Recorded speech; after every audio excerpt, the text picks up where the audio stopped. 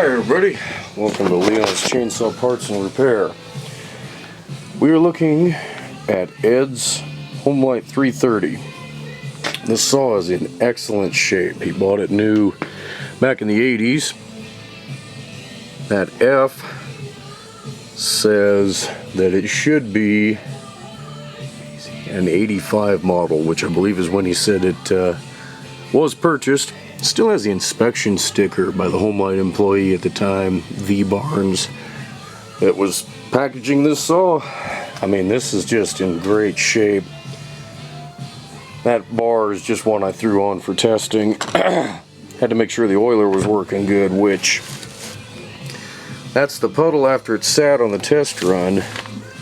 That stripe is the sling off from the bar chain when it's turning. So if you're getting that, you're getting good oiling. See that chain? Nice and wet. So why do I have this saw? Well, no spark.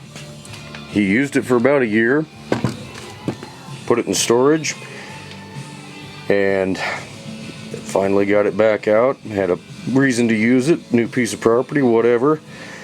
Ran it for about half a season and it quit. Now these have a Phelon coil, which is typically extremely reliable. I don't replace these things hardly ever, but his local shop got it tore down, realized the coil was bad. They didn't have a source for it, so it ended up here. Fortunately, I had a new one in the box, so it's been installed there. Went back together pretty easily. Use Loctite on these things, even the AV mount screws. It's a good idea. I like to use Loctite Blue. It's a medium strength. I like to get the gel also so it doesn't go squirting all over the place.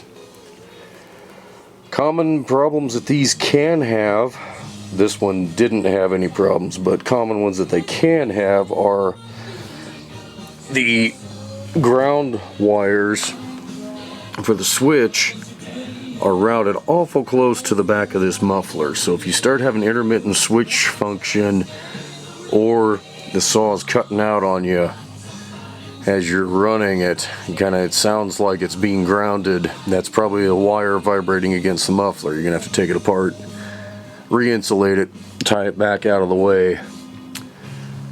These things usually have this whole cover scraped to pieces because of the way you load the fuel and oil with these side mount tanks. But this one again hasn't been used a whole lot, so it's in great shape. The oil pump was a little persnickety to get it primed, but once it did get primed, of course, you can see working just great. So anyway, Ed, I think you're going to be very happy to have this saw. I'm going to drain the fuel, get it packaged up, and we'll get it sent out to you.